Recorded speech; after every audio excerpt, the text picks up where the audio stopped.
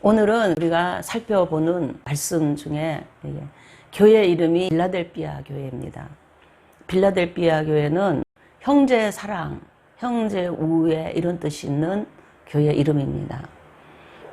빌라델비아 교회의 시대에 우리 주님의 모습은 어떤 모습인지, 또 우리가 하나님의 나라 의를 구하고 예수 그리스도를 중심으로 교회를 세워가고 내 심령 성전을 세워가고 우리의 신앙을 정립해 나가야 합니다. 그런데 빌라델비아의 교회에 오면 주님의 모습이 또 다른 모습으로 나타나요. 교회마다 각 주님의 모습이 다 달라요.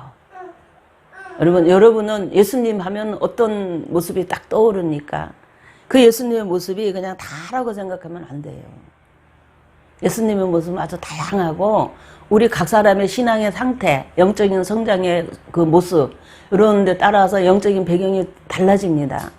영적인 배경이 달라진다는 거는 예수님의 모습이 다르다는 거예요. 그전에는 아무 말씀도 안 하고 잘한다 그랬는데 어느 순간에 너 그거 하면 안 돼 그럴 때가 와요. 그럴 때가 옵니다. 그리고 어떤 때는 그냥 겉으로 드러나는 것만 이렇게 가지치듯이 정리하는 것 같았는데 어느 순간에 보니까 내 속에 있는 생각까지도 끄집어냅니다. 너 무슨 생각하고 있는 거야? 너 생각의 출처가 어디서 나오는 거야? 너는 뭐 때문에 나를 섬기는 거야? 나라는 존재가 너에게 어떤 의미야? 하고 막 물어보시기 시작해요. 그 주님의 모습이 다르게 나타난다는 것입니다. 그리고 하나님은 그 창조주십니다. 생명 그 자체예요. 그래서 항상 이렇게 변화합니다. 변화하고 뭔가 아주 그냥 새로운 것이 계속 드러나고, 그리고 그 세계가 너무나 다양하게 드러나면서 그 조화를 이룹니다. 이것이 생명의 세계의 특징이에요.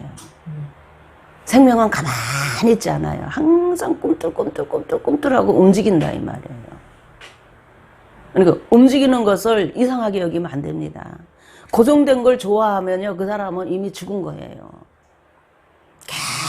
계속 변화되어지는 그런 생명의 세계에 여러분이 빨리빨리 적응하고 더 많은 것을 많이 알아서 그 생명의 세계를 보면서 여러분이 느끼고 즐기고 하나님을 찬양하고 할 줄 알아야 합니다.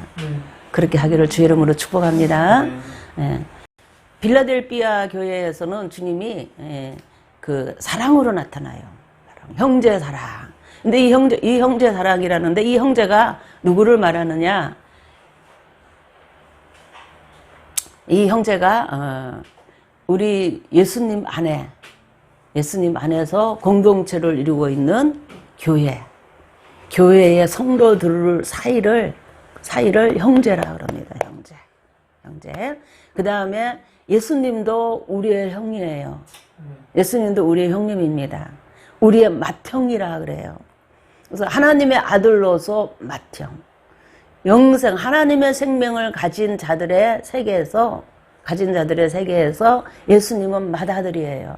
하나님 아버지의 생명을 똑같이 우리가 가지고 있는데 예수님은 맏아들.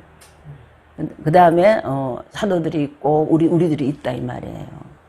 믿는 자, 예수님 안에 우리가 예수님 안에서 한 몸을 이루고 십자가에 흘리신 그 보혈을 우리가 가지고 연합되어져 있고 우리가 나눠져 있습니다. 나눠져 있고, 그래서 십자가의 사랑을 깨달으며 십자가의 능력을 알면서 십자가의 건재를 알면서 우리가 그 세계에 붙들려서 성령으로 하나 되어서 살아가는 공동체, 그것이 교회입니다. 교회. 그래서 우리가 오늘 교독했던 그 모든 말씀이 교회에 대한 말씀이에요. 교회가 무엇이냐, 우리가 교독했던 그 내용을 보면서 우리가 알아야 합니다. 그래서 그 교회에서 주님의 몸을 이루고 하나의 형제가 되어져 있는 우리는 이렇게 서로 사랑하는 관계입니다. 서로 사랑하는 관계가 되어야 해요. 그것이 예수님의 명령이고 우리에게 주신 계명입니다. 그래서 그 사랑에 눈을 뜬 자, 우리가 어떻게 하나가 되었는지, 우리 성도들이 어떻게 하나가 되었는지, 한 형제가 되었는지, 그 이유를 아는 자. 그 이유가 무엇입니까? 예수님 십자가에 흘리신 보혈 때문에 그렇게 된 거잖아요. 그 보혈 때문에 우리의 죄가 없어지고 우리가 예수님을 믿을 수 있었고 예수님을 통해서 하나님과 하나 되어졌고 하나님의 아들의 생명을 가지게 되었다 이 말이에요. 아멘. 그래서 우리가 예수님 안에서 하나예요. 한 형제입니다. 요 비밀을 깨달아야 해요. 그리고 우리가 하나의 형제가 되어져 있는 우리는 무엇으로 살아가는가? 성령으로 살아간다는 것도 깨달아야 해요. 그래서 성령이 자꾸 우리를 하나 되게 하는, 예수님을 중심으로 하나 되게 만들고 서로 사랑하라는 그 계명을 쫓아서 살 수 있도록 우리를 계속 이끄신다 이 말이에요. 그래서 그 진리를 깨달은 자, 십자가의 진리를 깨달은 자, 요 형제 사랑에 눈뜬 자, 요 수준에 이르면 빌라델비아 교회에 온 겁니다. 여러분도 언젠가는 빌라델비아 교회에 와야 합니다.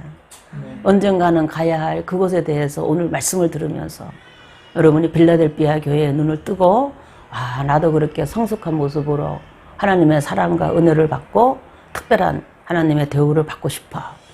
하나님 앞에 정말 인정받는 자로 서고 싶어. 아, 그런 소망이 생기기를 주의 이름으로 축복합니다. 그리고 이미 그 형제의 사랑에 눈을 떴다면 다시 한번 자신을 점검해보고 주님이 하시는 말씀에 귀를 기울이고 정말 이기는 자로 빌라델비아 교회를 이기는 자로 서기를 주의 이름으로 축복합니다. 네. 빌라델비아 교회에 오면 우리 주님의 모습이 어떻게 보이냐면 진실하신 모습으로 보여요. 우리 예수님이 진실하다는 거예요. 거짓이 요만큼만 있으면 너 왜 거짓말해? 너 왜 생각을 그렇게 하고 말과 행동을 왜 그렇게 해? 막 이런 걸 용납하지 않아요. 진실하신 모습으로 우리를 그냥 끕니다. 진실하시길 주의 이름으로 축복합니다. 진실이라는 거는 뭐냐? 그러니까 거짓이 아닌 거 진짜.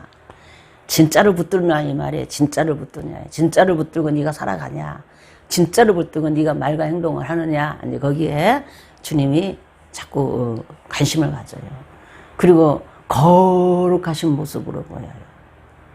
거룩하다는 거는 구별되어 있다. 세상과 완전히 구별된 걸 말하는 거예요.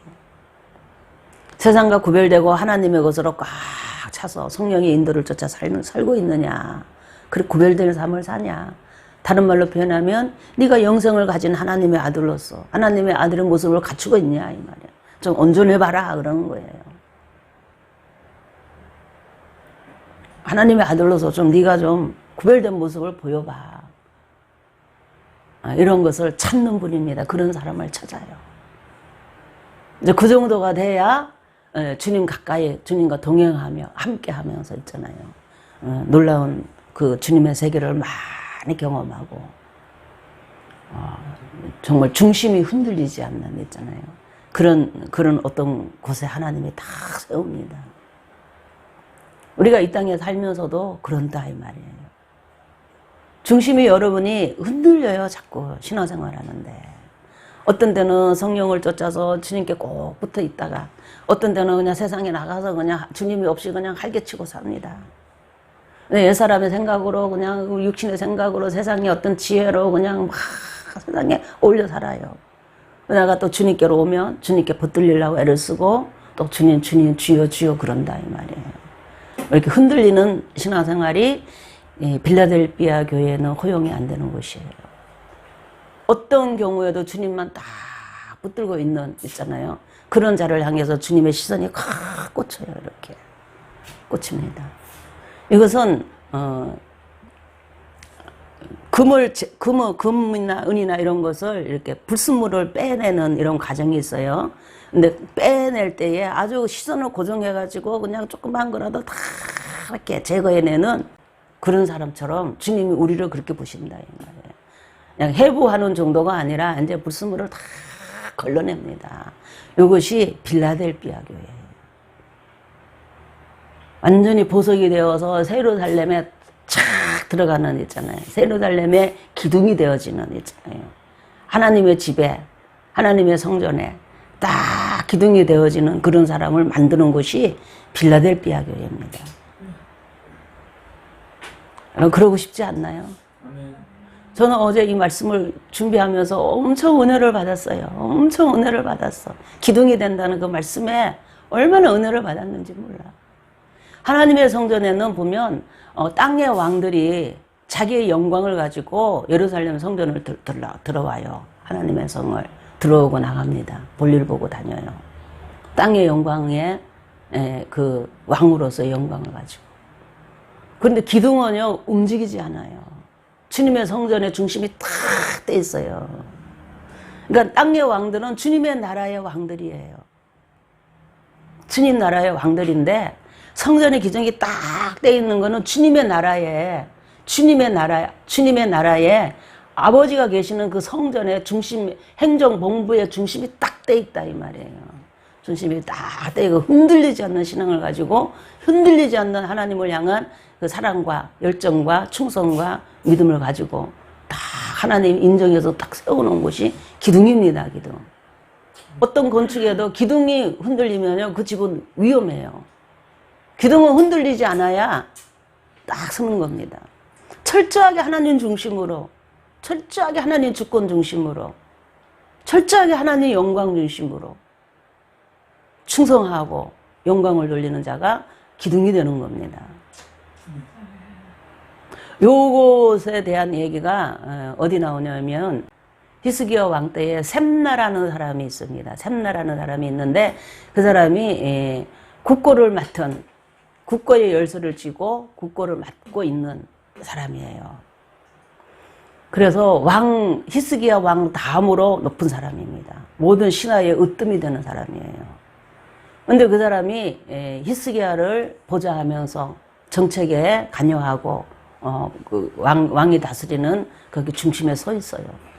근데 히스기야 시대에는 애굽의 침공도 들어오고 아수르의 침공도 들어오고 주변 나라에 그냥 막 공격을 받는 그런 상당히 힘든 그런 시기를 보내고 있어요. 근데 히스기야는 하나님을 중심으로 서 있는 사람이에요. 나름대로. 그런데 그 옆에 이제 일꾼이 있습니다. 일꾼이 아까 말하는 셈나가 있고 또 그 옆에 누가 있냐면 엘리야김이라는 사람이 있어요. 두 사람이 있습니다. 그 외에도 있지만 두 사람이 등장합니다.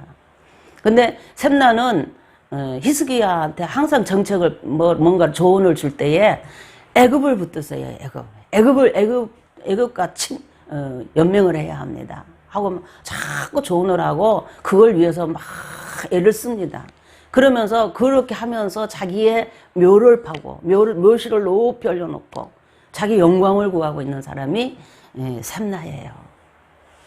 근데 엘리야김은 그 셈나 밑에 있는 사람이죠. 밑에 있어서 그냥 보좌하고 그냥 이름도 없이 그냥 이름은 있지만 별로 이렇게 두각을 나타내지 않고 그냥 얘기를 하는데 히스기야가 이렇게 눈여겨보면서 한마디씩 물어봐요.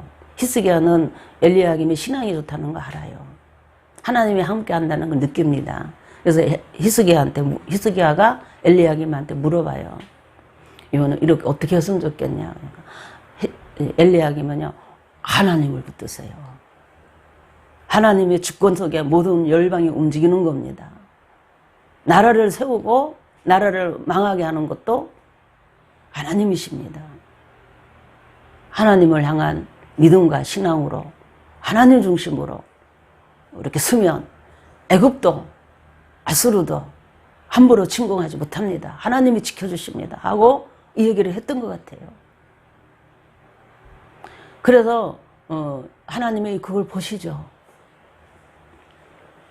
그런데 이제 그러면 어떻게 했으면 좋겠는지 이사야한테 찾아가서 한번 물어보고 와라. 너는 애굽을 붙들으라 그러고 너는 하나님을 붙들고 그냥 지금처럼 하나님 붙들고 있으라 그러는데 이사야가 유명한 이사야가 있습니다. 제사장이면서 선지자 노릇도 하고 아주 그냥 믿음이 신실하고 아주 그가 말하면은 그대로 이루어지는 놀라운 일들이 일어나는 하나님의 큰 선지자 제사장인 이사야가 있으니까 이사야한테 가서 너희들이 가서 물어보고 와 그런 거예요. 그랬더니 갔어요. 셈나하고 여호야김이 같이 갔어요. 그리고 그 몇몇 사람과 같이 갔습니다. 가서 물어보니까 이사야가 딱 둘을 쳐다봅니다. 쳐다보면서 셈나를 향해서 뭐라 그러냐면 셈나야 너 하나님의 뜻을 쫓지 않고 너 잘못하고 있다는 걸 지적합니다. 그러면서 너의 그 그거 있잖아. 왕 다음에 가는 그 열쇠, 너 국고성을 받고 국고성을 맡아서 그 열쇠를 가지고 너 뭐하냐? 정책을 똑바로 세워야지. 하나님 중심으로 세워야지. 그렇지 않다고 그걸 책망을 합니다. 그래서 하나님이 너의 그 직분을 파해가지고 너를 감동시킬 거다. 너의 직분이 낮아질 거다. 그러니까 열쇠를 뺏는다는 겁니다. 열쇠를 뺏고 한다는 거예요. 그리고는 그 여호야김을 보면서 여호야김은 너에게 준다는 거예요, 열쇠를. 하나님의 종이 너. 그러니까는 이사야는 두 사람을 향해서 얘기할 때 너는 육신의 눈으로 보면 애굽을 붙들면 애굽의 군대가 강하니까 애굽을 붙들면 아수르의 침공을 막을 수 있다라고 생각하는 너는 인간적인 지혜고 요 엘리야김이 가지고 있는 지혜는 하나님을 믿는 믿음에서 나오는 하나님이 주시는 지혜야. 그러니까 하나님의 종이라는 겁니다.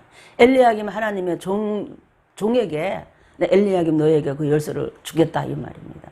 이거 너를 국고성을 맡은 자로 세우겠다는 거예요. 열쇠를 가진 자를 뺏어서 너에게 주겠다는 거예요. 엘리야김한테. 이사야가 그렇게 예언을 했어요. 그 예언은 뭡니까? 히스기야 왕 보고 여호야김의 말을 들어야 된다는 걸 가르쳐 주는 겁니다. 이게 굉장히 중요한 내용입니다. 그래서 이사야가 예언한 그대로 되었어요.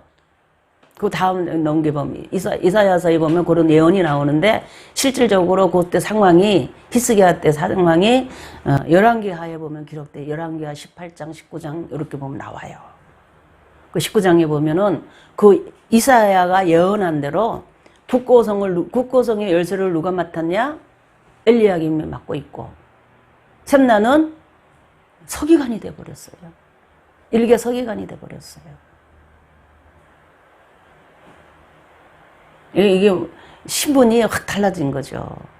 완전히 엘리야김이 높아지고 그 밑에 엘리야김에게 머리를 조아리는 자가 셈나가 되어버렸다 이 말이에요. 결제를 맡으러 와야 하고 막 뭐든지 물어보고 결제를 맡으러 다니는 머리를 조아리는 자가 누굽니까? 셈나가 됐다 이 말이에요. 그전에는 엘리야김이 셈나에게 이랬는데 거꾸로 된 거예요. 왜? 열쇠를 쥐었기 때문에. 왕 다음에 건설을 가진 그거를 상징하는 것이 국고성의 열쇠입니다. 열쇠를 가지고 있어요. 그 열쇠는 누가 준 거냐? 다윗의 열쇠입니다. 다윗의 영원한 왕국을 언약한 다윗의 열쇠가 있어요. 하나님이 다윗을 보니까 마음에 너무 들어요. 하는 것이 너무 마음에 들어요. 그래서 하나님이 다윗하고 언약을 맺습니다. 뭐라고 그러냐면 내가 너와 내 후손에게 영원한 왕국을 주겠다고 약속했습니다. 왕들이 바뀌지 않고 내 후손으로 계속 왕권을 이어가겠다는 뜻입니다. 그래서 다윗의 언약이라 그래요. 그걸 가르쳐서. 다른 말로 빼고 그걸 소금 언약이라 그러면 소금 언약입니다. 그리고 솔로몬이 왕이 되었을 때 다윗의 열쇠를 이어받았다라고 설명합니다. 왕권을 이어받았다는 뜻이에요. 그래서 다윗의 열쇠가 거기서 나와요. 그런데 예수님이 가지고 계신 열쇠가 다윗의 열쇠입니다. 다윗의 열쇠. 그 마태복음에 보면은 아브라함과 다윗의 후손 예수 그리스도의 세계라 그래요. 나옵니다. 예수님은 다윗의 후손으로서 기록되어 있다 이 말이에요. 다윗의 후손으로 이 땅에 오셔서 다윗의 왕권을 이어받았어요. 그러니까 다윗의 열쇠를 이어받은 겁니다. 왕권을. 그래서 예수님은 영원한 왕국을 세우실 것입니다. 그리고 지금은 영원한 왕국을 세우고 계십니다. 다윗의 열쇠예요. 근데 다윗의 열쇠로 열면은 닫을 사람이 없어요. 닫을 자가 없다 그래서요. 사람뿐이 아니라 어떤 존재도 닫을 수 없다는 거예요. 막강한 권세를 말합니다. 그 누구도 넘볼 수 없는 권세입니다. 권세. 그래서 예수님은 부활승천 하실 때 뭐라 그랬냐면 너희는 모든 족속으로 제자를 삼고 너희는 가서 모든 족속으로 제자를 삼고 성부와 성자와 성령의 이름으로 세례를 주고 가르쳐 지키게 하라 그랬어요. 그러면 아버지가 내게 주신 하늘과 땅의 권세를 가지고 내가 너희와 함께 하겠다 그랬어요. 우리 주님이 가지신 권세는 하늘과 땅의 모든 권세, 즉 영적인 세계나 물질의 세계나 아버지가 지으신 모든 세계의 크고 작은 권세자들이 예수님께 무릎을 꿇어야 합니다. 우리 주님의 권세는 그런 권세예요. 영적인 존재든 우리가 살고 있는 이 물질의 존재이든 어떤 권세자도 예수님의 이름에 무릎을 꿇어야 해요. 우리 아버지가 그렇게 하셨습니다.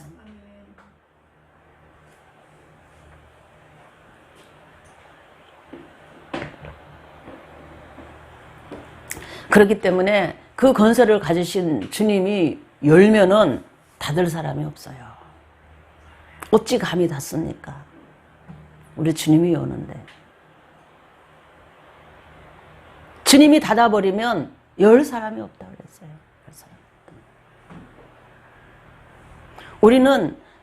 우리는 앞을 보고 살아가는 사람입니다. 아멘? 뒤를 보고 사는 게 아니라 앞을 보고 사는 사람이에요. 하나님의 사람들은 앞을 보고 살아야 돼요. 하나님의 말씀도 항상 우리에게 미래를 가지고 찾아와요. 네가 이렇게 될 것이다 하고 이름을 불러주는 겁니다. 너는 이렇게 될 것이야. 그러니까 이렇게 될 것이야 하고 이름을 불러줘요. 그러면 그렇게 되어집니다. 그러니까 나의 미래에 어떤 현실의 그날이 있다 이 말이에요.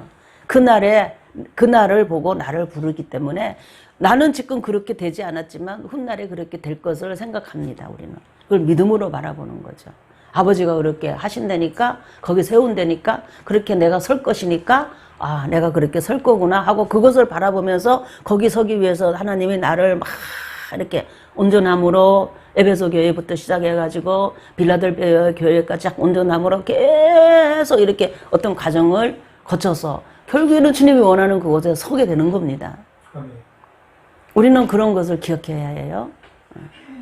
그래서 그런 미래를 보고 우리는 생각하고 하나님이 주신 비전을 가지고 꿈을 가지고 그것을 향해서 우리가 달려가는 내 인생을 할 때에 뭔가 자꾸 가로막는 것이 있다 이 말이야. 가로막는 장애물이 있다 이 말이야. 문이 닫힌 것처럼 장애물이 있어서 가려고 해도 탁 부딪혀갖고 못 나간다 이 말이에요.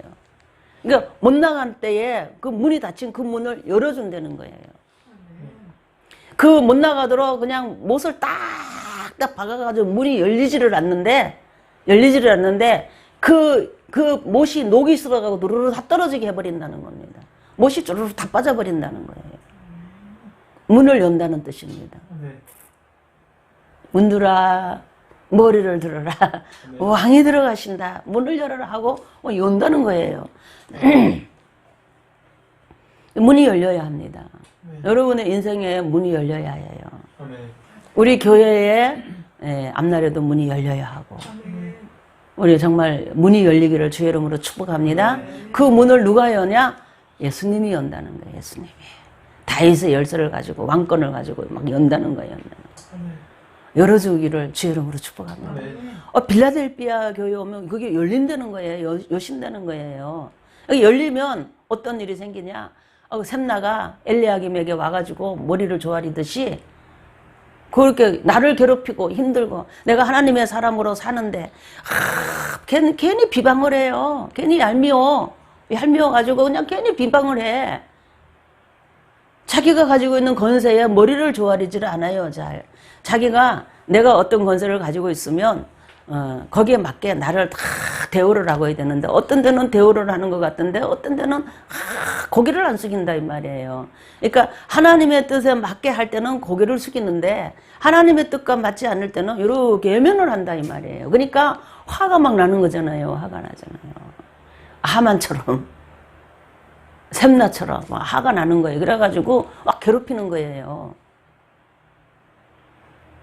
괜히 내가 하나님의 종인데 하나님 나라의 왕국의 종인데 말이야. 나한테 머리를 안 숙이고 저기 머리를 빳빳이 들고 저러고 지나가네. 내가 뭐라 그러면 말을 안 듣네. 막 화가 나잖아요. 그러니까 막 괴롭히고 그냥 자기의 높은 직책을 가지고 막 괴롭히고 했다 이 말이에요. 그랬는데 하나님의 사람들은 그 과정을 통해서 아, 하나님이 나를 더 겸손하게 하는구나. 오직 하나님만 충성하게 하나님만 붙들게 하는구나. 하나님만 사랑하고 하나님 말씀만 들을 수 있도록 자꾸 저런 사람을 통해서 나를 시험하는구나. 이렇게 생각하면서 하나님을 더 붙들어요. 그러면 그럴수록 더 붙들어요. 엘리야김이 그런 사람이었던 것 같아요. 모르드게가 그런 사람이었던 것 같아요. 그래갖고 머리를 안 숙이니까 그냥 괴롭혔는데, 아, 주님이 문을 열어주니까 내 인생이 문이 열리잖아요. 엘리야김에게 문이 열렸어요. 국고성을 맡은 국내 대신이 돼버린 거예요. 최고의 대신이 돼버린 거예요. 그랬더니 그냥 스텝나가 와가지고 머리를 조아래요. 이렇게. 아, 모르드게가 그냥 그 에스더를 통해서 나라를 지키기 위해서 했잖아요. 그랬더니 그냥 하만이 와가지고 에스더한테 매달려요. 막 살려달라고. 이런 일이 벌어진다는 거예요. 나를 괴롭히고 힘들게 했던 사람, 나를 욕했던 사람들이 있잖아요. 내가 하나님이 붙드는 하나님의 사람으로서 높아져 있으니까 그냥 머리를 와서 자기가 살려고 와서 살려주세요 이런다는 거예요. 우리 현실로 말하면 저 목사님이 하나님이 쓰기 위해서 연단을 시켰어요. 연단을 시킬 때는 경제적으로도 힘들고 사람이 자기 주장도 못하고 그냥 인생 묵사발 있잖아요. 묵사발 찌끼같이 됐다 그래. 찌꺼기같이 쓰레기같이 되었다는 거예요. 쓰레기 같은 인생을 살고 있는 거예요. 그러니까 그러면서도 입에서는 맨날 하나님 그러니까 아유 막 손가락질을 하면서 하나님 영광 가리는 거야. 막 손가락질 했던 사람들 있잖아요. 그런 사람들이 그거 하나님이 딱 세우니까 서 있으니까 소문이 들려오잖아요. 저 사람 말을 듣고 저 사람한테 가서 연합하고 말을 듣고 순종하면 그래서 하나님이 어떤 문제도 해결해 주신대. 소문이 들려요. 근데 자기가 문제가 막 꼬일 대로 꼬여가지고 별짓을 해도 문제가 해결이 안 돼요. 그러니까 어떻게 합니까? 그 사람한테 가서 잘못했어요. 용서해 주세요. 내가 지금 문제를 당하고 있으니까 해결해 주세요 하고 머리를 조아릴 수밖에 없도록 하신다는 겁니다. 뭐가 오면? 주님이 열쇠를 열어줄 때가 오면, 빌라델비아 교회의 성장을 이루면 주님이 그렇게 해주신다는 거예요. 빌라델비아 교회 오기까지 많이 힘들었잖아요. 내가 그냥 둘째 사망의 해도 받지 않는다는 약속도 받았어요. 첫째 부활에 참여하는 소망도 가졌어요. 나는 영생가를 먹으면서 천국에 대해서 많이 자꾸 배워갑니다. 그런 사람들이 볼 때는 그렇지 않아요. 쓰레기 같은 인생으로 자꾸 구렁텅이로 빠져들어가고 있는 모습이 보인다 이 말이에요. 버가모 교회를 통해서 내 안에 있는 막 사상을 빼냅니다. 잘못된 사상을 빼내요. 이 세상에 물들어 있는 이런 것들을 빼냅니다. 자꾸 사상을 빼내요. 그 다음에 내가 믿고 의지하는 것도 주님이어야 한다는 걸 자꾸 가르쳐줘요. 네 지혜가 아니야. 네 능력이 아니야. 세상의 권세가 너를 그렇게 해주는 게 아니야. 세상의 실력자들이 너를 도와주는 게 아니야. 주님이 하시는 거야. 와, 가르쳐줘요. 그래서 뭐만 하면은 손만 대면 안 되는 거예요. 그런 일이 막 벌어지고 그래요. 그게 버가모 교회, 두아디아 교회에 오면서 겪는 과정이라는 거 알잖아요. 더 나아가서는 그냥 온전함을 요구하는 4대 교회까지 오게 되잖아요. 그리고 빌라델비아 교회 와서는 아주 세밀하게 관찰해서 4대 교회를 이기고 왔기 때문에 세밀하게도 관찰을 해가지고 찌꺼기를 다 불순물을 제거해내면서 이렇게 있으니까 불순물만 이제 제거되면 그는 열리는 겁니다. 그런데 그냥 열리기 직전에까지 왔어요. 근데 진짜 열렸어요. 찌꺼기를 제거하니까 하나님이 열린 문을 둬갖고 막 높이기 시작합니다. 문제가 있는 사람들한테 나를 욕했던 사람, 나를 힘들게 했던 사람, 음으로 양으로 나를 비방하면서 내 주변 환경을 있잖아요. 막 힘들게 막 나를 그냥 공격했던 사람들, 힘들게 만들었어요. 내 주변의 모든 사람들이 나를 등지도록 이상한 말을 자꾸 퍼뜨립니다. 그런 사람이 꼭 있어요. 여러분 절대 그런 사람이 되지 마세요. 하나님의 사람이 하나님을 붙들고 신실하게 살아가고 거기서 훈련을 받고 있는 사람은 절대 건들지 말아요. 나중에 다 당합니다. 거기에 대해서 다 당하게 하나님이 다 갚아줘요. 오늘 꼭 갚아준다 그랬어요. 자칭 유대인이라고 하는 사람들이 막 와서 무릎을 꿇는다 그랬어요. 왜 무릎 꿇습니까? 무릎 꿇을 수밖에 없는 상황이 돼서 무릎을 꿇는 거예요. 알게 합니다. 하나님이 나를 사랑하고 있다는 것을 언젠가는 사람들도 알게 하고 천사들도 알게 하고 알게 한다는 거예요. 사단도 알게 한다는 겁니다. 거기에 대한 모든 보상이 언제 오냐? 빌라델비아 교회 오면 오기 시작합니다. 열려요. 막 사람들이 닫고 싶어도 못 닫아요. 그전에는 사람들이 막 입방아를 찌면 그냥 막 사단이 사람들 속에 막 역사하고 사람들 생각 속에 역사하고 하면서 같이 입방아를 찌면서 막 욕을 했어요. 힘들게 했어요. 그랬는데 시간이 지나니까 그냥 영적인 세력이 그냥 자기 둘러 쫙 진쳐 있는데 너무 모든 게 문이 다 닫힌 거예요. 인생의 문제도 사람 관계에서 열려갑니다. 하나님이 우리에게 인생의 문을 열 때도 사람을 사용해요. 근데 모든 사람이 나를 향해서 등을 돌리고 있으니 인생의 문이 닫히잖아요. 그러니까 뭘 해도 안 되는 거예요. 앞에서는 아닌 것 같은데 돌아서면 안 도와준다 이 말이에요. 도와주고 싶었는데 얘기를 듣다가도 도와주고 싶었는데 누구 얘기를 들어요. 들어가고 안 하려고 그래요. 안 도와주려고 그래요. 꼭 그런 일이 있어요. 문이 닫혀서 그런 겁니다. 열려라 구하고 찾고 두드리라 열려라 아무리 해봐야 안 열려요. 누가 열어줘야 돼? 주님만이 열 수 있는 거예요. 주님만이. 우리 예수님만 열 수 있는 거예요. 문을 열어야 되는데 예수님 문 열어주세요. 두들기고 찾고 두드리고 하는 그런 과정이 우리에게는 있을 겁니다. 그러면서 자꾸 내 안의 문제를 해결해내는 거예요. 자꾸 해결해내면서 주님 원하는 모습으로 섭니다. 그래서 빌라델비아 교회까지 와요. 근데 여러분 빌라델비아 교회 가는 키가 있다는 거 여러분 아셔야 해요. 뭐라고요? 형제의 우애, 형제 사랑. 형제의 눈을 뜨라 이 말이에요. 누가 진정한 형제인지. 우리 주님이 제일 맏형입니다. 아멘. 주님을 중심으로 이루어져 있는 교회 성도들을 보면서 형제라는 거에 눈을 떠야 해요. 우리 모든 형제는 주님 예수님 안에서 한 형제가 되어 있는 우리는 서로 사랑하는 대상이 되어야 하고 그 사랑은 십자가로 나타나는 사랑입니다. 그냥 말로 한마디 딕 하고 뭐 돈이나 몇 푼 던져주고 이런 사랑이 아니라 정말 그 영혼을 사랑하면서 영생을 가진 그 생명을 보고 함께 성장하고 힘든 거 어려운 부분을 같이 있잖아요. 사랑으로 나누고 격려하고 형제 사랑이 예수 그리스도의 중심으로 일어나는 영적인 형제 사랑의 눈을 뜰 수 있기를 바랍니다. 그게 뜨면 빌라델비아 교회에 들어간다 이 말이에요. 근데 그게 쉽게 안 떠져요. 여러분 지금 빌라델비아 교회에 들어가고 싶어서 열린 문을 가지신 주님 앞에 서고 싶어서 아멘 아멘 하지만 여러분 형제 사랑의 눈이 떠집니까? 떠져야 해요. 정말 영생을 가지고 예수님을 정말 주님으로 믿고 사는 사람을 보면 이 마음에 그냥 막 사랑이 샘솟듯이 해야 돼요. 근데 그 사랑이 샘솟아야 되는데 안 솟아나잖아요. 이성은 사랑해야 한대. 내 형제래. 예수님 피를 나눈 형제야. 이렇게 보면서 사랑이 안 솟아나요. 왜 그럽니까? 내 안에 다른 사상으로 이 세상의 지혜로 꽉 차 있어서 그래요. 이 세상의 지혜는 믿음의 형제는 진짜 형제가 아니에요. 그거는 그냥 믿는 동료 의식 정도는 있을 수 있어도 형제 사랑으로 안 나타납니다. 누가 형제입니까? 혈육을 나눈 사람이 형제예요. 피. 그런데 형제 사랑도 제대로 합니까? 안 해요.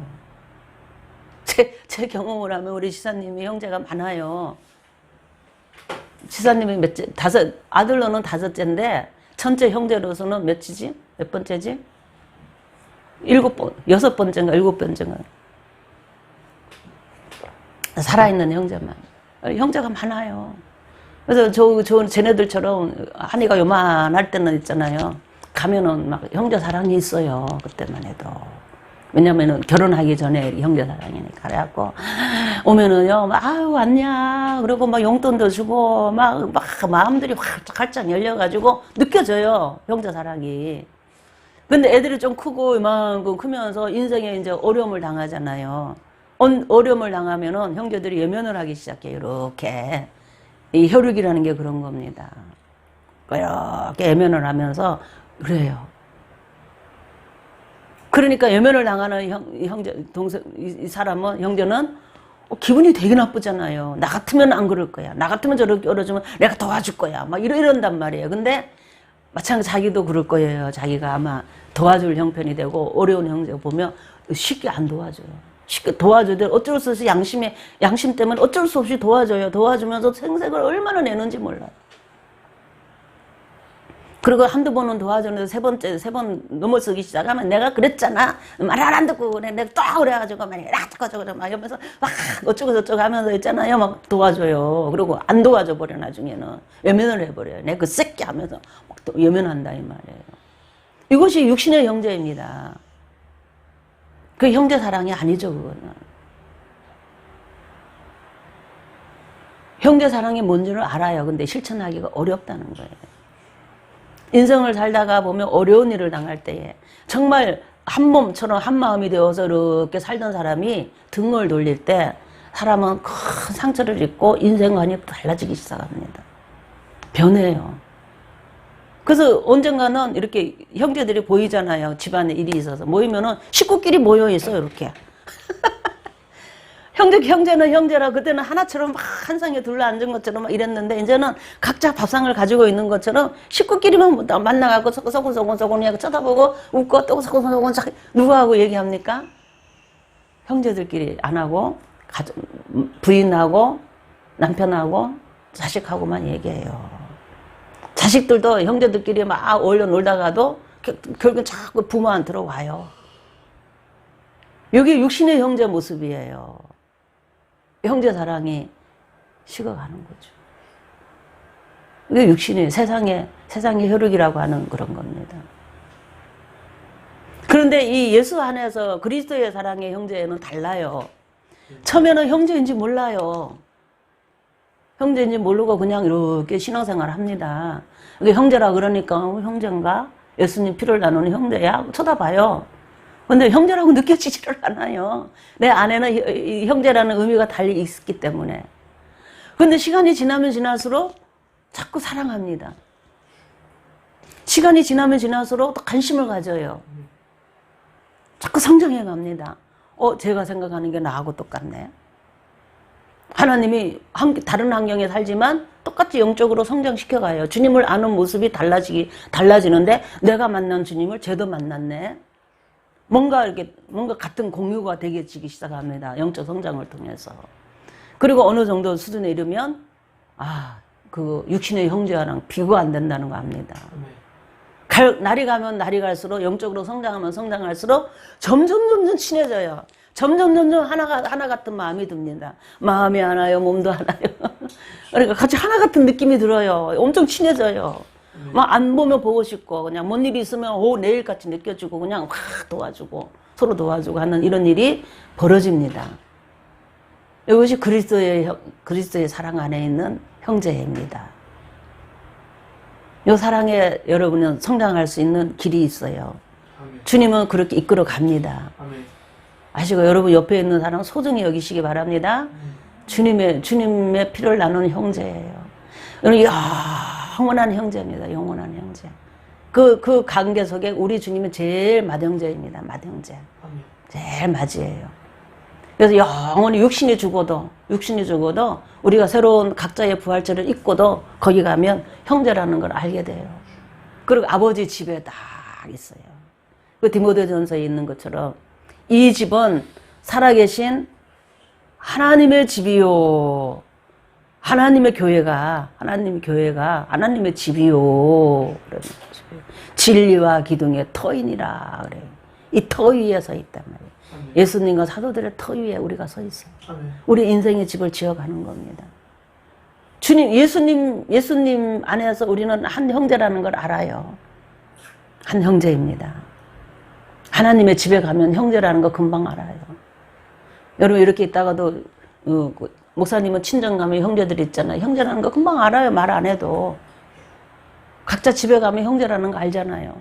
그런데 주님의 아버지의 집에 가면 그냥 형제라는 거 금방 알아요. 더 확실하게 합니다.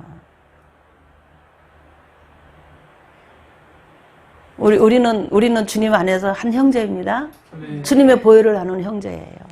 그 사랑의 눈을 자꾸 뜨고 성장하면 내가 성장한 것만큼 그것을 아는 것만큼 상대를 수용할 수 있고 도와줄 수가 있어요. 네. 우리는 누구든지 다 도와줄 수 있는 능력이 있어요. 예수님 안에서. 우리는 세상 사람들이 가지고 있는 능력이 있습니다. 첫째는 아버지께 기도할 수 있는, 기도하면 아버지가 들어주는 기가 막힌 능력이 있어요. 네. 그래서 형제가 어려운 걸 보면 기도합니다. 기도해요. 내 마음에 그 문제를 놓고 기도할 때 내 마음에 평안이 올 때까지 기도를 계속하는 거예요. 그리고 그 형제가 뭔 일을 당하면은 내가 눈을 보지 않아도 자꾸 느껴져요. 뭔 일이 생겼다 아니면 왜 무슨 일이 있는가 하고 자꾸 막 이렇게 막 온단 말이에요. 그래갖고 기도를 합니다. 방언으로 막 기도를 합니다. 아니면은 그냥 문제를 알면 문제를 직접 놓고 기도를 합니다. 엄청난 능력입니다. 아멘? 기도하는 능력이 있어요. 그리고 누군가를 위해서 사랑할 수 있다 이 말이에요. 기도 많이 해주세요. 서로를 위해서. 사랑입니다. 사랑. 내 문제를 아니까 아유 기도 안 해줘도 돼. 내 문제 나는 아니기 싫어. 이런 거는 아주 세상의 사람이에요. 예수님 믿는 그 믿음이 그 안에 있는지 한번 생각해 봐야 돼. 얼마나 큰 능력입니까? 기도라는 게. 형제는요, 부끄러움이 없어요. 형제는. 우리 형제끼리 만나면 편한 이유가 뭡니까? 뭐 같이 욕을 하고 막 쌍욕을 해도 내 허물을 다 드러내도 그래도 그냥 어느 정도 일정한 시간이 지나면 언제 그랬냐는 듯이 그냥 다가오잖아요. 그렇잖아요. 이게 사랑입니다. 사랑. 형제 사랑이에요. 우리가 주 안에서도 그거보다 더 진한 사랑이 있다는 거 아시기를 주 이름으로 축복합니다. 예, 기도해줘야 돼요. 그리고 내 허물을 드러내고 하는 것을 어려워하지 말고 또 허물을 본다고 세상 사람들처럼 기속말로 속닥속닥 하면서 흉보지 말아요. 그거 큰 죄를 짓는 겁니다. 그렇게 하지 마세요. 속닥 욕하지 마라. 그래서 투명하게 이렇게 항상 투명하게 사랑으로 이렇게 다가갈 수 있기를 주의 이름으로 축복합니다. 그래야 해요. 그리고 형제가 정말 나를 사랑하는 형제가 기도하면서 나한테 뭐라고 말을 할 때 귀를 기울이고 들어요. 서로 나를 위해서 하는 거 성령님이 이끌어서 성령이 그 사람을 통해서 말하는 건지 어떻게 합니까? 들으세요. 듣고 그런가? 그치 내가 그런 게 있는 것 같아. 그치? 맞아 내가 그런 거 있는데 나 잘 안 돼. 노력하고 있는데 잘 안 돼도 기도해줘. 내가 그럴 때마다 투척해줘. 내가 자꾸 고쳐갈게. 이렇게 말할 줄 알아야 해요. 아니 뭐 지는 뭐 잘하나 니나 잘하세요. 이러면 안 돼요. 아멘? 그러면 안 됩니다. 우리는 그렇게 살아가는 그리스도 안의 형제를 가져야 합니다. 그런데 자꾸 그렇게 그런 것에 눈을 뜨고 성장하면 주님이 진짜 나를 사랑하는구나 알아요. 우리는 주님은 몸을 이루고 있잖아요. 나를 이제 아는구나. 교회가 뭔지 아는구나. 주님이 나에 대해서 알아가고 있구나. 아는구나. 이해하기 시작합니다. 그래서 주님을 정말 사랑한다고 인정을 해줘요. 인정해줘요. 그래서 그 사랑에 눈을 뜬 자는 주님이 책망하지 않습니다. 그래서 빌라델피아 교회는 책망이 없어요. 그 사랑에 눈을 뜨면. 그래서 주님이 열어줍니다. 이제 열어줘도 되겠구나. 이제 열어주면 주님이 주신 능력과 어떤 지위와 어떤 건세, 어떤 이런 것이 사랑의 마음으로, 주님을 사랑하는 마음으로, 사랑의 마음으로 사람들에게 다가갈 수 있겠구나. 하나님이 인정하는 겁니다. 주님이 인정하고 열어주는 거예요. 그러면서 열어줄 때에 내가 너에게 준 이런 사랑으로 준 이 열쇠를 사용해서 문이 열려서 너에게 오는 이런 모든 능력이나 이런 것들이 너에게는 면류관이야. 면류관과 같은 거야. 네가 그 천국에 가면 면류관을 얻을 수 있어. 너의 그 사랑에 눈을 떴기 때문에 내가 너에게 면류관을 주는 거야. 같다는 겁니다. 그래서 면류관을 뺏기지 않도록 꼭 붙들으라 그러는 거예요. 누가 면류관을 뺏는다는 거예요. 뺏는다는 거야. 빌라델피아 교회 오면 그 면류관을 뺏기지 않아야 합니다. 하나님이 주신 축복을 잃어버리지 말라는 거예요. 어떤 사람은 잃어버리는 사람도 있다라는 거예요. 그 빌라델피아 교회에서 영적 싸움은 바로 하나님이 주신 내게 주신 그걸 뺏기지 않기 위해서 끊임없이 형제를 사랑해 가는 겁니다. 그 사랑이 식지 않도록 하나님께 끊임없이 기도해야 하고 성령으로 충만하면 그 사랑이 충만해집니다. 왜냐하면 하나님은 사랑이시기 때문에 성령은 사랑의 영으로 와요. 그래서 그 사랑의 영이 내 안에 꽉 충만해서 그냥 정말 성도를 위해서 있잖아, 형제를 위해서 말을 하고 형제를 위해서 뭔가 하나님 주신 그 능력도 사용하고 정말 위해서 하게 되는 거예요. 그러면 이 면류관을 안 뺏깁니다. 그런데 그냥 그렇게 안 해요. 완전하지 않는 어떤 모습과 자기의 싸움이 이제 슬슬 없어진다 이 말이에요. 그래가지고 내가 그냥 하려고 그래요. 샘나처럼 너 나한테 머리를 안 숙이냐? 이런 소리 한다 이 말이에요. 하만처럼 너 나한테 머리를 안 숙여? 내가 기도해서 너 됐는데 왜 나한테 고맙다고 하네? 이런 소리 하기 시작해요. 내가 너 어려울 때 하나님이 도와주라 그래갖고 너 얼마 도와줬잖아. 근데 너 잘 됐다고, 잘 되면은 나한테 고마워해야지. 왜 고마워 안 해? 막 이런 소리 해대기 시작해요. 그러면 면류관을 뺏기는 순간이에요. 사단은 우리의 면류관을 뺏습니다.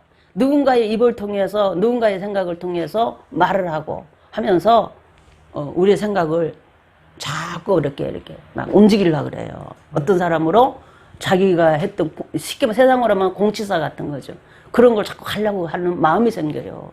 그 마음에 들어올 때 여러분은 싹둑 잘라버려야 해요. 사단아 물러가라. 면류관을 뺏으러 오는 이놈아 물러가라 그래. 면류관을 꼭 붙들어야 합니다. 나는 누가 뭐라 그래도 생각 안 해. 하나님의 뜻이니까 하나님 사랑하니까 하는 거고 나 저 사람 사랑해. 그래서 내가 해준 거야. 저 사람이 그래 해줬는데 나 머리를 조아리고 그러라고 한 거 아니야. 내가 사랑해서 한 거야. 이렇게 하면 이길 수 있습니다. 이렇게 이기세요. 그래서 작은 것부터 훈련을 받아야 해요. 에베소서부터 이미 그거는 훈련이 오기 시작한 거예요, 사실은. 오직 하나님의 주권 위에 딱 서는 거 있잖아요. 선악감 먹고 하나님 위에 서는 거. 이런 훈련이 이미 있었던 거예요, 조금씩. 거기서 훈련을 조금씩 잘 받아서 빌라델피아 교회 온 사람은 절대로 안 놓칩니다, 면류관을. 근데 거기서 대충 넘어가. 대충 넘어가가지고 그 빌라델피아 교회 와서 딱 서면요. 대충 넘어와서 하나님이 넘겨놓았지만 그 세계에 오면 이길 힘이 없어요. 바로 자기 영광을 막 드러내려고 그래요. 샘나처럼. 내가 누구야? 내가 국고성을 맡다. 국고의 열쇠를 가진 자야. 잃어버린다 이 말이에요. 왕 외에는, 히스기야 왕 외에는 내가 제일 높은 자야. 막 잃어버린다 이 말이에요. 오늘날 말하면 예수님 외에는 내가 하나님처럼 내가 일하는 사람이야. 그러면 나한테 저래? 막 이런 소리를 한다 이 말이에요. 그러면 면류관이 벗겨집니다. 면류관이 벗겨져요. 면류관을 꼭 붙드세요. 붙드는 거 배워야 합니다. 지금부터 하나씩 배우세요. 자꾸 배우세요. 에베소 교회에서부터 배우세요. 서머나 교회에서도 배우세요. 내가 순교자의 자손이야. 나는 삶의 순교를 하고 있는 사람이야. 자꾸 자기를 높이는 의식을 버리라 이 말이에요. 하나님을 사랑하고, 하나님이 하시는 방법에, 하나님이 하시는 것에 눈을 뜨고 자꾸 그거를 알려고 하고 하나님과 가까이, 하나님께 가까이 성령 충만으로 자꾸 가려고 하는 사람이 되면 저절로 올라와요. 자꾸 교회들을 통과하면서. 그래서 섭니다. 보세요. 우리 한국교회를 보세요. 한국교회도 빌라델피아 교회 시대가 있었어요. 한국교회만 그런 게 아니라 전 세계가 그랬어요. 종교개혁을 일으킨 이후로 그 4대 교회를 지나서 기독교가 자유를 얻기 시작했습니다. 특히 미국이 청교도들이 미국을 세워서 미국이란 나라를 개척해서 강해지면서 빌라델피아 교회의 전성기가 왔어요. 문이 열렸어요. 그리고 전 세계 선교의 문이 활짝 열리고 많은 사람들이 들으면서 교회가 굉장히 부자가 되었어요. 예수를 믿는 가정은 일어났고 예수를 믿는 사람이 많은 나라는 다 경제적으로 다 일어나고 세상에서도 무시당하지 않는 그런 민족이 되고 그런 가정들이 되었습니다. 빌라델피아 교회의 모습이에요. 그랬는데 교회가 부자가 되니까 세속에 물들어가지고 자꾸 교회가 생색을 내기 시작합니다. 세상 사람들보다 더 생색을 내요. 교회가 얼마나 생색을 내는지. 하나님의 이름으로 얼음장을 넣어가면서 생색을 냅니다. 교회의 모습이에요. 교회의 목사님들은 세상 무슨 왕도 그런 왕들이 없어요. 얼마나 교만한지 몰라요. 완전히 샘나 같은 자가 돼버렸어요. 뺏깁니다. 누구에게 뺏깁니까? 하나님의 신실한 종에게, 거룩하게 구별된 자에게 뺏기게 됐어요.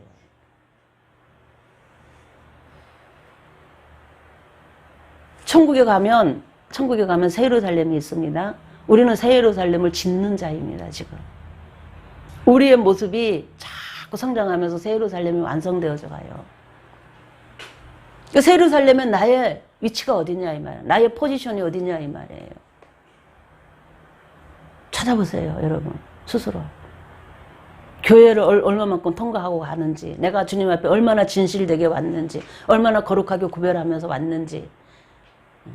힘들고 어렵다고 진실한 걸 포기했습니까? 포기하지 마세요. 이런저런 이유로 거룩한 것이 아무 의미가 없다고 느껴집니까? 절대 의미가 없는 것이 아닙니다. 포기하지 마세요. 힘들고 어려워도 지나오면 하나님이 칭찬해주고 상급이 옵니다. 이렇게 돌아보면 다시 가라 그러면 난 못 갈 것 같은 그 길 있잖아요. 그 길을 우리는 갈 때가 있어요. 7개의 가정을 성장해서 가다 보면, 주님과 연합을 이루며 성장해 가다 보면 그런 일이 있을 수 있어요. 근데 어느 날 보면은 이렇게 돌아보면은 힘들었지만 그래도 그때마다 주님이 함께하며 격려하며 이끌고 우리를 인도하는 성령님을 알게 됩니다. 그래서 내가 이겼구나 알게 되고, 정말 돌아보면 하나님 앞에 감사뿐이라는 걸 알게 됩니다. 그리고 하나님께서는 결국에는 부활의 영광으로 우리를 이끄시고 왕권으로 함께 하시면서 열쇠를 줍니다. 열쇠를 주고. 주님의 나라에 기둥 같은 사람이 될 수도 있다는 거예요. 우리가 영혼이, 육신이 죽으면 가서 영혼이 사는 곳, 그곳에서 기둥 같은 일꾼이 되어서 주님의 집을 바치고 있는, 세상의 왕들도 왔다 갔다 하는 왕권을, 철장 건설을 어디서 받습니까? 응? 두아디아? 응? 두아디아 교회죠. 두아디아 교회는 이세벨의 원수를 이기고 나온 자에게 또 철장 건설을 줘요. 건설을 가지고 왕들이 세상의 왕이 돼가지고 성전을 들락날락하는 왕들보다 훨씬 더 귀한 존재로 주님의 나라의 기둥이 되어 있다 이 말이에요. 제가 어제 이래서 내가 위로를 받았다 그랬잖아요. 위로를 받았어요. 주님, 나는 왜 이렇게 주님 말씀 붙들고 정말 진실하게 구별되게 살려고 몸부림치며 왔는데 나는 왜 교회가 부흥도 안 되고 내가 설교하면 사람들이 자꾸 예면하는 설교만 자꾸 하게 하고 나는 왜 이렇게 살아야 돼요? 나는 참 힘들어요. 나는 뭘까? 하나님이 나를 버리셨나? 이런 생각도 들고 그랬어요. 그때는 얼마 전에 이사야 49장에 있는 거 있잖아요. 그 말씀을 통해서. 사람들이 나는 하나님 버림받았나 보다 생각했다 그랬잖아요. 힘들고 어려운 시간 동안 하나님은 나를 당신의 칼로 만들어가지고 화살로 만들어가지고 전통에다 집어넣고 있다가 이스라엘을 위해서 쓰더라는 거예요. 쓸 때에 이게 그냥 그 능력이 자기를 통해서 나타나는 거죠. 그걸 보면서 기분이 좋았어요. 기분이 좋았고 내가 잘못 생각했구나라는 걸 깨달았다 그랬어요. 그리고 막 사람들이 몰려옵니다. 몰려와요. 몰려오는 걸 보면서 내가 언제 저 자식들을 낳았지? 영적 자식들을 언제 낳았지? 나는 자식을 하나 둘 낳았는데 다 죽어버렸는데 자식이 죽어서 막 애통해갖고 막 괴로워했는데 어떻게 저런 자식들이 많이 나왔지? 막 이런다는 거예요. 아, 그거를 다시 한번 그 뒷절을 49장 뒷절을 읽으면서 막 눈물이 글썽글썽 눈물이 나오려고 그러는 거 있잖아요.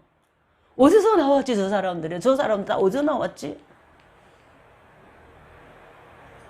그 많은 자식들은 누가 키웠지?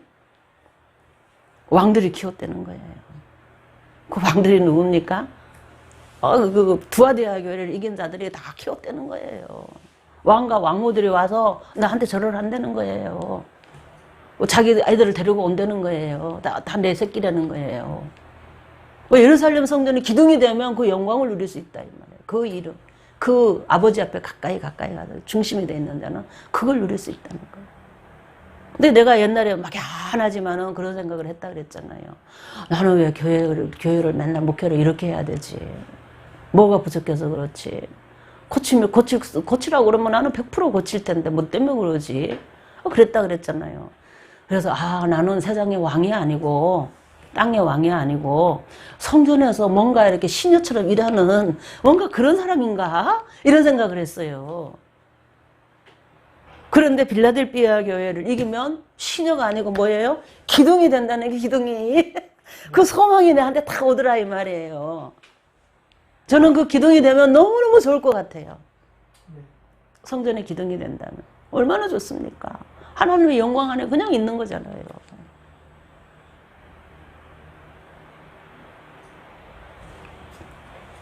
소망의 눈을 뜰 수 있기를 주의 이름으로 축복합니다. 우리 포도원교회는 다 예수님을 주님으로 영접한 사람이에요. 목사님이 영접 안 하면 그거는 그냥 필수 코스로 꼭 하게 합니다. 그래가지고 하나하나 주인됨을 인정하는 삶을 살기를 기대합니다. 기도해주고 기도합니다. 사랑의 물을 주려고 애를 쓰고 진리의 말씀에 물을 주려고 애를 쓰고 합니다. 어떻게 해서든지 그 영적으로 성장해서 예수님이 주님이라는 것을 인정하며 사는 정말 영생의 삶을 살기를 소망한다 이 말이에요. 여러분 그렇게 되기를 주의 이름으로 축복합니다. 영생의 삶을 살아야 돼요. 영생의 삶을 살면 성장해요. 다. 성령이 자꾸 역사합니다. 성장하도록. 순종하고 자꾸 가면 이런 과정을 겪어요. 가정을 겪으면서 힘든 일도 있고 또 문제가 해결되면서 역시 하나님은 나를 사랑해 하면서 기분 좋을 때도 있고 또 힘들 때도 있고 그리고 힘들 때마다 뭐가 있어 내 안에 죄가 있다는 거 내 안에 잘못된 것 하나님이 싫어하는 것이 있다는 걸 알고 하나씩 자꾸 버리면서 하나님의 사랑과 위로와 축복도 자꾸 받아요. 그러면서 성장하는 겁니다. 그저 힘든 것만 있는 게 아니에요. 이겨낼 수 있는 힘도 성령이 주셔요. 다 주시고 위로도 해주시고 하십니다. 격려도 해요. 그래서 그 주님의 인도와 격려를 받아서 후원을 받으면서 영적으로 성장하는 것이 우리의 영생입니다. 빌라델피아 교회까지 오면은 형제사랑의 눈을 뜨고 십자가의 능력과 건세와 사랑에 대해서 눈을 확실히 뜬 자입니다. 그래서 주님 안에 있는 우리 연합된 우리는 영원한 형제라는 걸 알게 되고 있잖아요. 그 영원한 그곳에서 아버지와 함께 살 그날을 그 집에 있을 그걸 바라보게 된다 이 말이에요. 그러니까 지금 있는 우리의 삶을 이렇게 들여다보면서 여러분이 나는 그 사랑의 눈을 떠야 해. 아멘. 그 사랑의 십자가의 사랑의 눈을 떠야 해. 성령은 십자가의 사랑의 눈을 뜨게 해요. 그래서 근데 눈을 못 뜨는 이유가 내 안에 뭐 이런저런 것들이 있어서 그런 거니까 그런 생각 잘못된 생각 세상의 지혜를 버리시고 성령이 주시는 지혜 말씀해 주는 지혜 내 인생의 길을 비추고 내 인생 길을 인도하는 것이 주님의 말씀이요 성령 그 말씀의 영이신 성령이라는 것을 기억하면서 오직 예수 안에서 성령 충만 말씀 충만 아버지 그걸 붙들고 내가 살아가면서 오는 지혜와 능력과 권세에 대해서 눈을 뜨고 이렇게 사는 것이 영생의 삶입니다. 이것이 예수 안에서 우리가 살아가는 신앙생활의 삶이에요. 신앙생활의 진수의 눈을 뜨자. 눈을 뜨면서 형제사랑의 눈을 뜨고 우리 앞에 그 누구도 막지 못하는 주님이 열어버리면 닫지 못하는 누구도 닫지 못하고 활짝 열리는 그 열린 문이 여러분 우리 모두에게 열리고 우리 교회에 열리기를 주의 이름으로 축복합니다. 네, 우리 기도하겠습니다.